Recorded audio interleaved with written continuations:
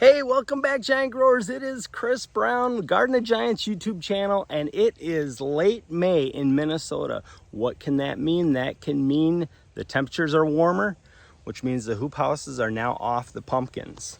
But what does that mean? That means we need to start burying vines. Vine burying and even vine maintenance is a very important part of the next step in the journey to grow a giant pumpkin. And whether you are new to the channel, whether you're new to giant growing, or you've done this for years, I appreciate you watching. If you can like and subscribe, that would be awesome. And I'll keep putting out these videos that hopefully will help you up your game, improve your skill level, and get to that next step, which hopefully is a personal best, if not a state or world record. That's the goal in this extreme sport.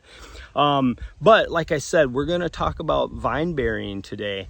A couple different ways to do it. I'm in the north, up in Minnesota, north United States, and we do it a little different here. If you have light to medium soil, you'll bury pretty much the whole vine, and I'll show you that method.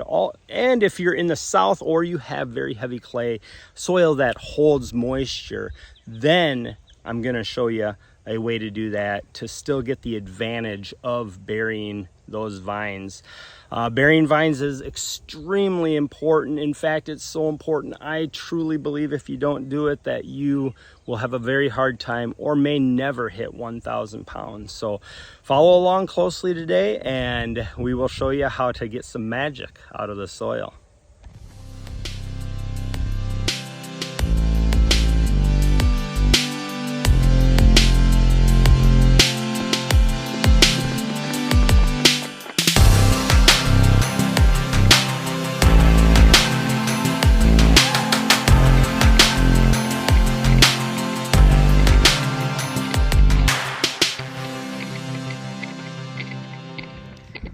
All right, giant growers, welcome back. This is the 1109 Jutras, and it is in need of some vine burying. As you can see here, the vine is all the way out. I do have my bamboo skewers, what I call my bamboo army, kind of directing the vine to where I want it, and also keeping it down so that the wind does not take it and rip or twist any vines.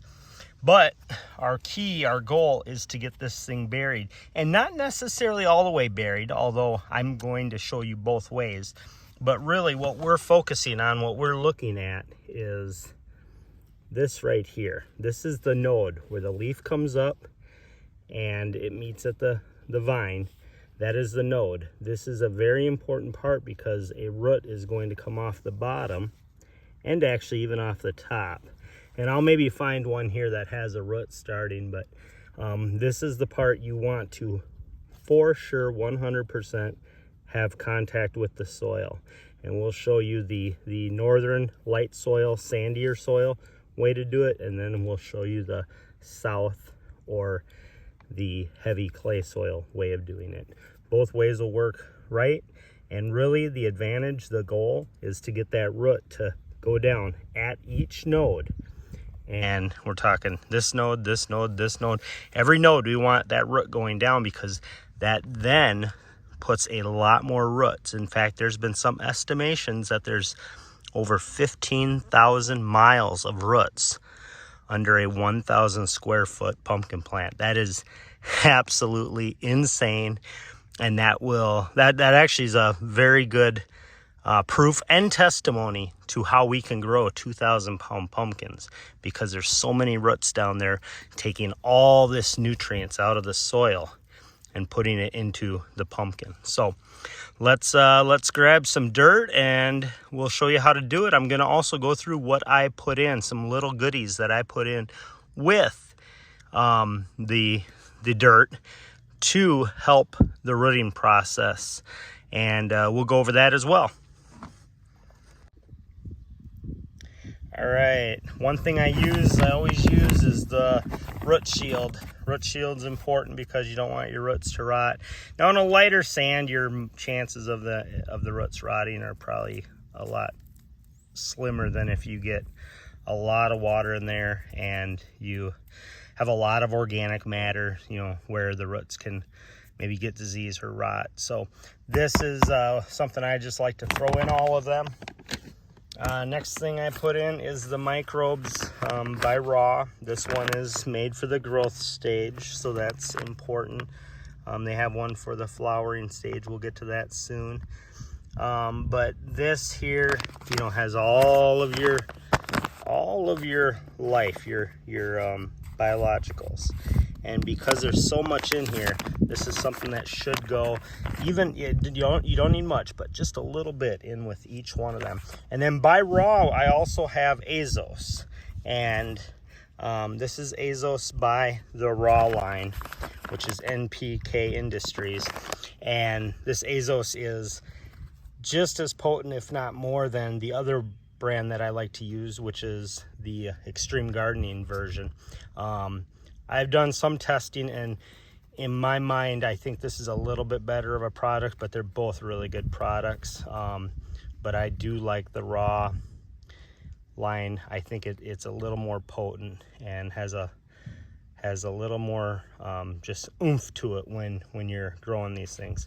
And then the last thing that I like to throw in, and you can get your favorite, but this is my favorite, at least this is the one I always use, is this time-released fertilizer. You can use whatever time release that you like. I like this stuff. The reason why, first off, it feeds for 6 months. That's about how long I'm going to have these plants going for. So it'll feed for the entire time. But here's if you can see it on there, there's the key. 11 essential or micronutrients. And when you read through it, it's everything a pumpkin needs. You know, you got your magnesium, your sulfur, boron, copper, iron, manganese. You got everything you really need, and it's in trace amounts, and it will just slowly, over the course of the year, release that so that you don't, you know, I like to use it as basically a safety net. If for some reason there's not enough of one nutrient or the other, you have your time release down there, and that's, you know, hopefully going to provide a little bit of extra nutrients for the plant if needed. And I don't put much in. It's a very small amount. So let's get to it and see. All right, so what I'll do is I'll kind of prepare the hole. You can do that just with any sort of tool that you have. So on a warm day like today, it's about 90 degrees out. You know, I'll just make just a little bit of a trench here. Nothing dramatic. And as you can see, I have it coming down off the mound. I like to mound my AGs, my Atlantic Giants, my giant pumpkins, because I never want water around that stump ever. So by mounding it just a few inches up off the main bed, you ensure that you never run into issues with any sort of excess moisture around that crown, aka stump. The crown you just want to keep dry, because a lot of issues can arise if that crown starts to run into issues. But anyways, back to this. Now what I'll do is I'll throw in just a little bit of Azos right there, and a little bit of microbes.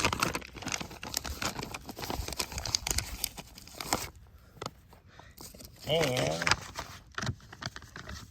a little bit of root shield, and just a little bit, not much, just a little bit, a couple little of the time released. And then just grab the soil and we'll just go right around it. Now, a couple things that we have to be cognizant of, and that is, you may have a flower here, so you want to make sure the flower is fine. And then the other thing, let's see if we can get a better angle on that. Let's see here. All right, so as you can see, this is the new, or I should say, this is a tertiary. That is a third vine. Now, because this is a secondary coming off the main vine, this tertiary, we're actually not even gonna want. We're gonna take it off. Sometimes I'll let one leaf come out just to fill in leaves if I feel like the leaves aren't filling in. And what I mean by that is when you get up over the plant, I like to look down on the plant, and if you see spaces, if you see gaps, then one more leaf to fill that in. You really and it's really warm today and I haven't watered this, so I'm gonna water this. If you can tell, the leaves are all a little droopy, but when they all are full up, they should be covering everywhere. You shouldn't see much soil at all. So sometimes on some of these tertiaries, these third vines, I will let one leaf pop out. Otherwise, what I will do, I'll show you here, is I will just take and pinch this off. I'll try doing it above the soil so that we don't get any, you want it to dry off. But you'll take that. So now this is the way it should look. Flowers will come off once I pollinate. I have not pollinated this year. The vines just aren't long enough. Plant's not big enough. But that is how you do it. And that's how you do it in the north. That's how I've always done it. If you're on a thicker clay soil or in the south where you can run into rot issues, you're going to do more along the lines of this method. All right, so what we'll do, it's real simple. And I should mention that this mixture I do, a lot of times I'll just mix it up into a bigger bucket. I'll mix all this stuff together, and then that way I just use that bucket. So instead of just, I'm doing it more so just to show you guys what I'm using. But what I normally do is I mix all this together into a bucket, and then while I'm going through burying all my vines, I use that bucket or that pile to bury everything in. All right, so I may have thrown a little bit too much on, but it's real simple. In the south, if you got clay soil, wet soil, anything like that, you will simply just do this. Very simple, very easy. The key here is contact with the node to the soil. That's all you really need. This will, after a few thunderstorms, few rainstorms, some heavy rain, this will all wash off. Your vine will be completely exposed again. But the key is the root will now be down into the soil. And it doesn't matter if some of the root's showing, because that first tap root is strong. So as long as the root gets down into the soil, then the root goes everywhere. It'll anchor it from the wind, and you have the roots now pulling nutrients from the earth into the pumpkin plant and eventually the pumpkin. So that shows you guys both ways to bury the vines. There's some question with, if you bury vines, do you not get squash vine borer? You do get squash vine borer because they'll find any part of the plant that that they can lay eggs on, and then the grubs will dig in. So yes, burying the whole vine will give them less area to lay the eggs, but not completely. So it's not a foolproof. Another thing that burying the entire vine does, if you can get away with it, is it does make it so that your vine does not blow away in the wind as much. But remember, once those taproots get down there, there's nothing that's going to move that vine except maybe a tornado. All right, guys, I just wanted to show you what the root looks like coming off of a node. So obviously, below a leaf is a node. This node, below every leaf stalk, is going to do two things. One is it's going to send off a secondary, tertiary, whatever. It'll just keep replicating itself. But the more important thing, the thing we're focusing on today, is it'll send off this root. See this root? If you look real close there, look at that root. So that's going to go down into the ground, and what that's going to do is just send out a lot of roots. And every single node, every single leaf stalk will grow one of these. Now the key is soil contact. So what we do is we bury it, or we put a little dirt. Let me zoom it back out here.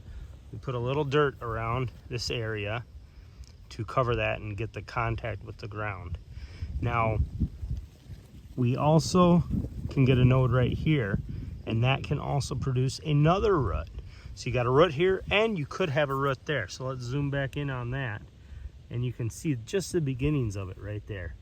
That's going to also produce a root. Now, obviously you need contact with the soil for that to really materialize.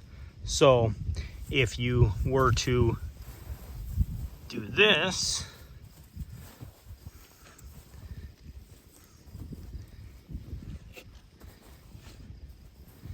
now that in my mind is a properly buried vine.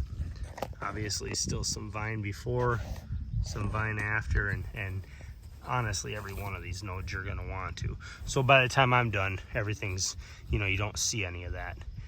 Now obviously if you have thick, wet, clay type soil that holds in moisture, you're going to want to just put enough just to get to contact it, just enough there to contact it. But so that shows you the roots and why it is so absolutely important to get these vines either buried or at least the contact with each node to the ground. And then obviously this, you can tell this dirt's a little dry. We haven't had rain here in forever, so I gotta water real quick here. And the moisture is absolute key to getting these to get down into the ground. Once they're down in the ground, they will send those roots down further. So you will be set. And then it anchors. If you kind of see, you can see it's blowing a little right now. See how it's anchored over there? Everything's anchored in, it's not gonna move. So that is vine burying 101. Have a good one. But that really is it for today. That shows you guys the two methods of burying vines. Remember, get out in that patch, bury those vines. It's extremely important if you want to up your game or if you want that chance at a 1,000-pound pumpkin. Thank you so much, guys. Like, subscribe. We'll get some more videos out to you. We have another patch update coming here in the next couple days. Thank you so much. Bye.